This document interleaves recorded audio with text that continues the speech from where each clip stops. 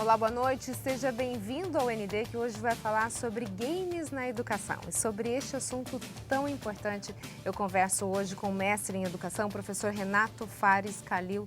Boa noite, professor. Seja muito bem-vindo. Agradeço o seu convite. Estamos aqui à disposição. Vamos falar então sobre esse assunto que, quando a gente fala de videogame, né, professora, alguns pais pensam que é o vilão da história. As crianças acham que é o mocinho. Videogame hoje é vilão ou é mocinho? Não, eu acho que é mocinho, não tem dúvida nenhuma. É só mocinho? Somente isso. É que, às vezes, tem crianças que jogam em excesso, né? Jovem em excesso também. E isso tem que ser dosado também, né? Existe um tempo que deve ser programado para isso, né? Mas realmente é mocinho, não tem dúvida nenhuma.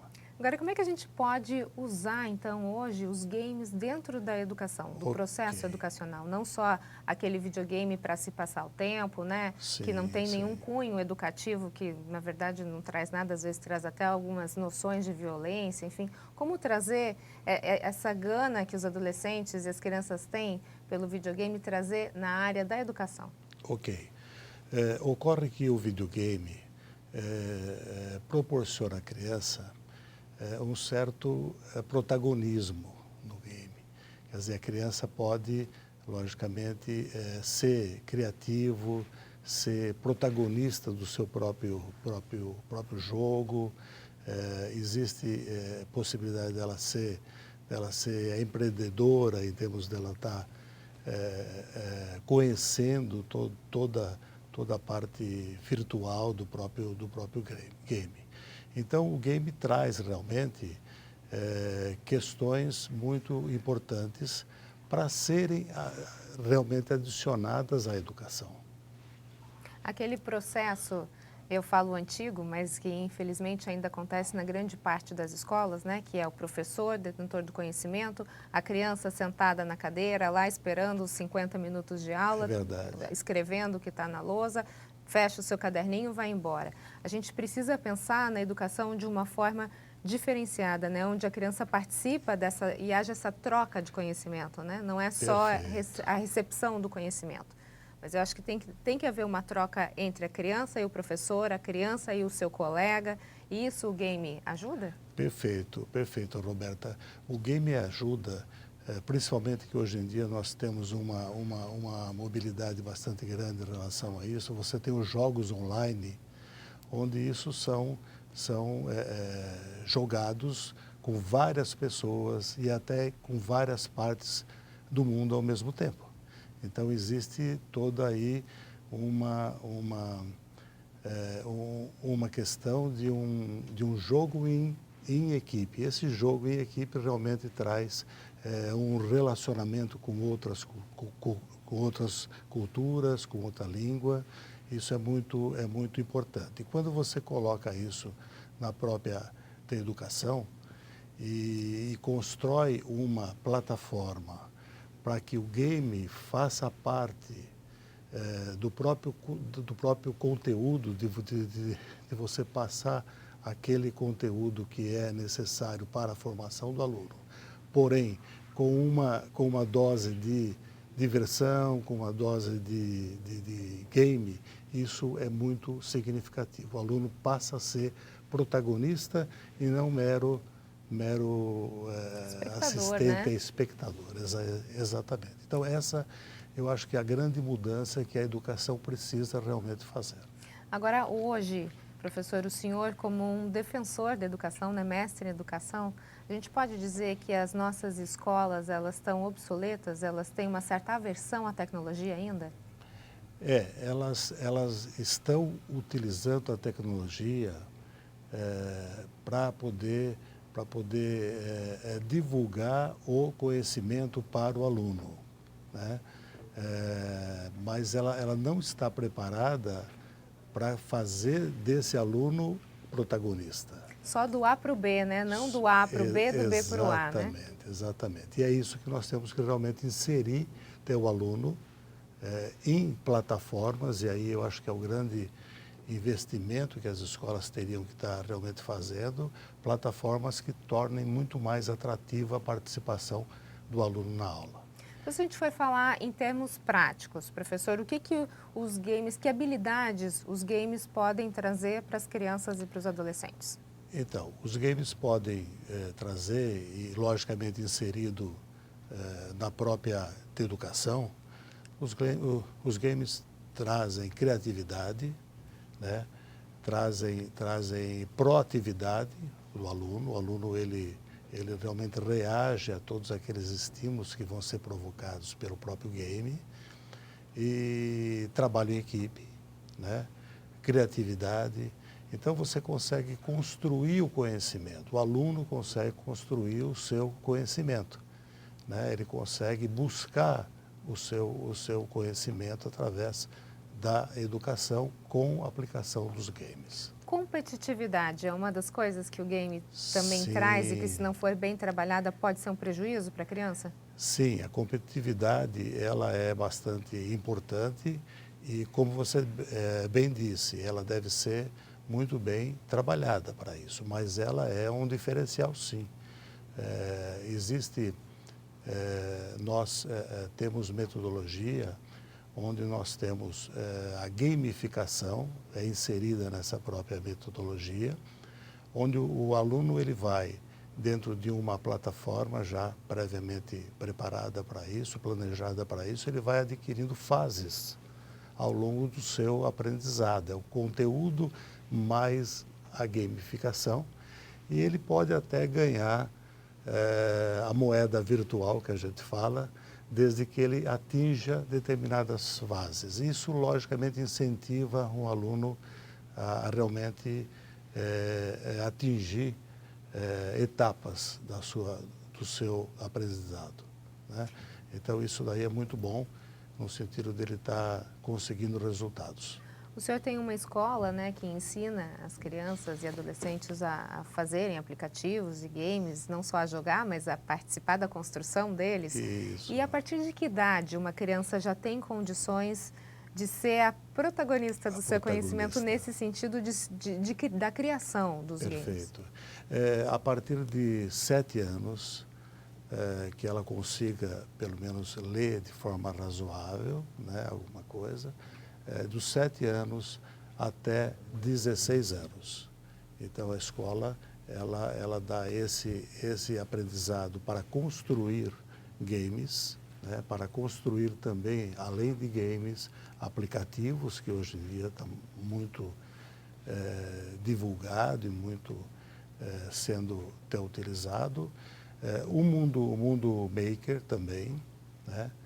O E mundo maker é a o mundo criança maker é fazendo? a criança fazendo, por exemplo, dispositivos digitais diferentes, como nós temos hoje, fazendo robótica, né, e outros dispositivos tecnológicos modernos, né? Se a gente for comparar a escola ideal hoje, né, 2019, com 10 anos atrás, a gente teve um salto no que é oferecido para o aluno, não é verdade?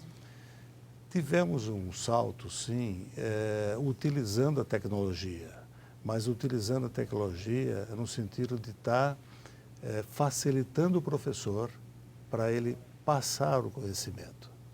Agora, existe ainda um déficit bastante grande no sentido de tornar o aluno muito mais protagonista do que é hoje. Agora, o senhor observa alguma resistência por parte dos professores desse novo modelo de educação que está se propondo, onde existe mais troca do que o professor detendo todo o conhecimento, como detentor desse conhecimento absoluto? Será que esse professor, às vezes, não se sente meio deixado de lado ou não entende o seu papel nesse processo novo de educação? Eu acho o seguinte, existe uma certa consciência já dos professores que essa mudança ela é necessária. Ela é necessária. Existe toda uma infraestrutura que seria necessário para isso, né? E, inclusive, uma reciclagem, treinamento, construção de plataformas para isso.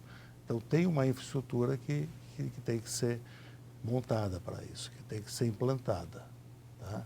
A gente vai para um rápido intervalo e, na sequência, fala um pouquinho mais sobre educação. Nós voltamos já já.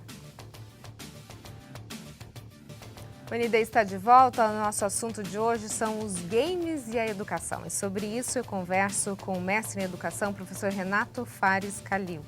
Professor, a gente está falando sobre esse novo método de educação que tem, né, e da necessidade de se ter a tecnologia como uma aliada nesse processo, acho que desde o ensino da educação infantil a gente pode falar isso, né? Sim.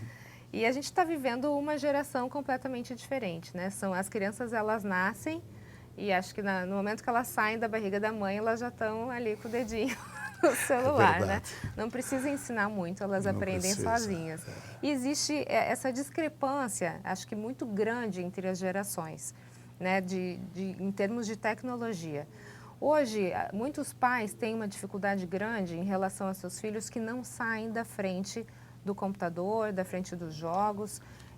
Como trazer esse equilíbrio para a família e entender essas duas gerações que são tão distintas? Hoje nós temos 60 milhões de brasileiros já sendo jogadores de game, participando disso, né? Um dado bastante significativo, que é um levantamento do CEO Group e também a SPM sobre isso. Então, é um mundo é um mundo deles, dos próprios, das próprias crianças, é assim a geração do futuro, é a geração do presente, vamos dizer assim. E eu acho que os pais têm que ter sempre um diálogo com os seus filhos, não deixar de permitir que eles pratiquem os games, mas pelo menos limitar os tempos para que eles pratiquem, né? Para que não atrapalhem outras atividades. Mas os games são, sem dúvida nenhuma, muito importantes para a educação dos filhos. Dar limite, então, é necessário? Dar limite é necessário, sim. Qualquer coisa que ultrapassa dos seus limites, que é em excesso, ela é prejudicial. Agora, para a gente não deixar tão distante essas duas gerações, será que, de repente, trazer esses pais ou os avós para dentro desse mundo novo, trabalhar com a criança, jogar com a criança, perder da criança, né? Será que esse não é um novo tipo de relacionamento que a gente pode tentar trazer e construir com as famílias?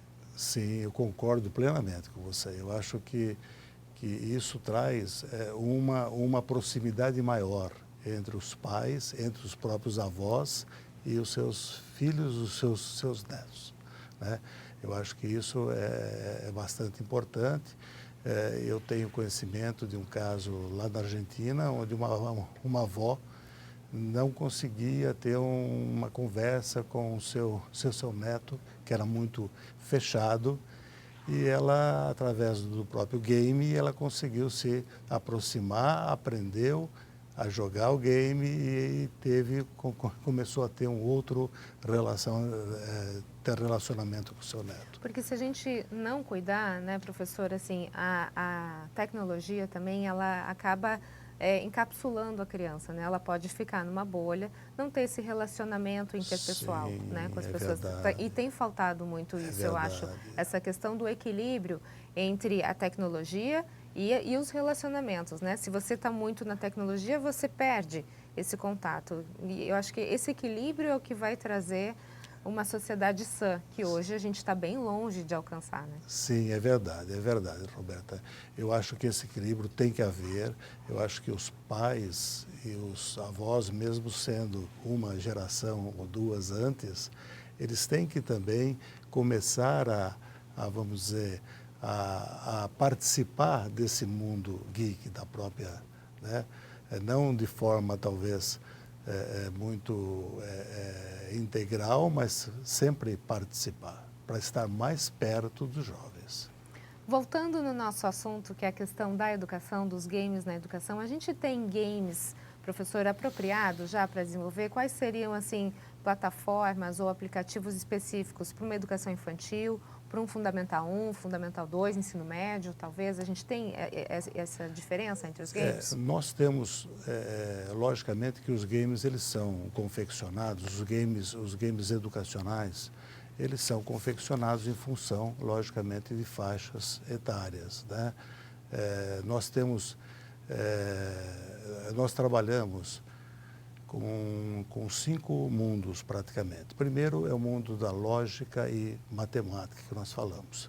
Para ele aprender a construir um game, ele tem que conhecer a lógica e a matemática. Sempre de forma divertida. A nossa plataforma é uma plataforma de forma divertida, onde, como eu falei, os games fazem parte dela.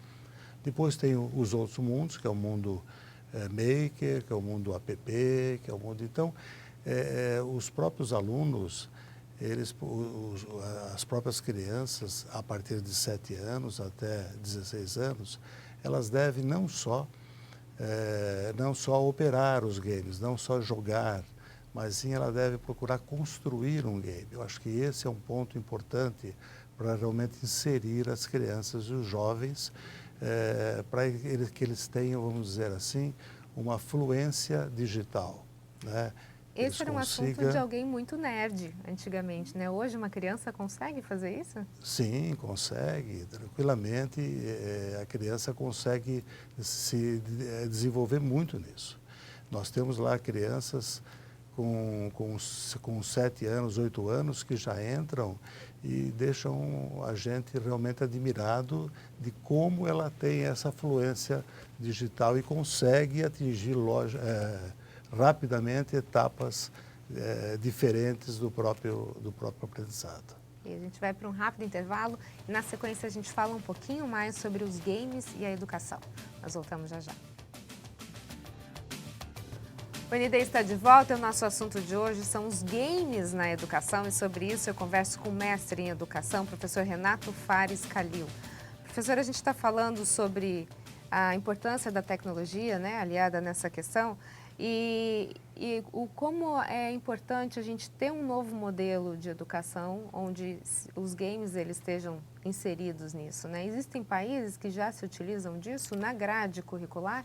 Sim, sim, existe sim. Desde 2003, existem países que já inseriram os games na própria grade curricular dos seus cursos, tais como a Inglaterra, tem França, tem Estados Unidos, Coreia do Sul, Japão. São países importantes que já inseriram a fluência digital nos seus cursos curriculares. Para a gente entender, é como se uma criança estudasse português, matemática e fluência digital. Isso, é uma matéria exatamente. Agora, por que esses games são tão importantes? A gente está falando, então, relacionado a trazer a atenção do aluno para que ele não perca o interesse, ou o que mais de benefício esses games podem trazer? Perfeito. Então, os professores, eles querem que os alunos, logicamente, procurem assimilar aquele aprendizado que o professor está realmente transmitindo a eles, transmitindo o conhecimento para eles. É o que mais eles querem, né? E um jeito de se fazer isso é ensinar juntamente o próprio conteúdo da disciplina, mas juntamente com o game, com uma plataforma divertida. O game ele traz, e com isso ele traz, logicamente, muito mais autonomia ao aluno, que é um problema muito sério hoje, que o aluno praticamente não tem autonomia nenhuma no seu conhecimento. Ele simplesmente recebe todo esse conhecimento e fica esperando. Uhum. Depois ele vai lá estudar, etc. Tal. Então, quando ele começa a ter uma certa autonomia, dele está traçando o caminho dele, fazendo as diferentes etapas, e ele começa a construir o seu conhecimento. Isso muda muito a relação do próprio aluno com a própria escola. Então, isso é bastante importante. E traz criatividade para ele, porque ele constrói, traz proatividade, traz o trabalho em equipe, porque nós, por exemplo, na nossa escola, nós temos um tempo que o aluno fica no próprio computador fazendo essas atividades, mas tem um tempo numa sala offline, que a gente chama, que tem grama, etc. e tal, muito mais tranquila, para que ele faça um trabalho em equipe, façam projetos em equipe. Que é a questão que a gente está falando desse relacionamento interpessoal que precisa existir. Exatamente. Né? Então, nós temos um tempo para isso, em torno de uns 20 minutos, para que eles façam trabalho em equipe e exista um relacionamento interpessoal. E outra coisa, Roberto, tem saído trabalhos sensacionais, muito criativos das próprias crianças, dos próprios jovens. Né? E esses trabalhos, inclusive trabalhos bastante práticos, que resolvem até problemas reais da própria sociedade. Agora, professor, enquanto a gente não tem essa matéria inserida obrigatoriamente na grade curricular nas nossas escolas, a gente tem muita criança interessada. Essa é uma área que cresceu muito, a questão dos games, né? Hoje ela equivale ao que a gente tinha na nossa época, como os cursos de inglês, espanhol, artes, ginástica, é isso? É isso mesmo. Nós tivemos uma época que houve uma certa necessidade de se falar inglês. Então, os cursos de inglês começaram realmente a serem criados de forma rápida, porque as pessoas têm que falar inglês. Houve uma outra época, a época da própria globalização, onde você precisava falar inglês e uma segunda língua, por exemplo, espanhol.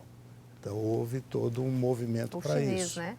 O chinês, exatamente, é mandarim, mandarim. Né? E também houve uma época onde nós precisamos saber a informática, precisamos entender que o computador funciona e como é que funciona, né? Então, houve uma época que nós corremos para os cursos de informática. Agora, é a época que nós temos que ter o conhecimento da fluência digital, ou seja, nós temos que entender como funciona a programação de toda a tecnologia que está à nossa disposição. E aí vocês oferecem cursos de que idade? Que idade? Então, é de 7 anos até 16 anos. Quem quiser mais informações, qual é o nome do lugar? É a CodeBuddy, telefone, posso? Pode. 3327-1321 em Santos, ou então 99197-9491. Ok. Tá? Ficamos ali na Rua Goiás, 160, próximo ao VLT da Ana Costa, então é bastante fácil o nosso acesso. Tá, então, uma boa dica para os pais que quiserem ajudar os seus filhos a programar, entender um pouco mais desse mundo digital que é tão importante, né? Professor, Exatamente. Muito obrigada pelas suas informações. Eu que realmente no mundo agradeço. Dos games. Tá bom, obrigado. Agradeço bastante, Roberta. O ND fica por aqui. Uma ótima noite para você. Fique agora com o Jornal da Band. A gente se vê. Até mais.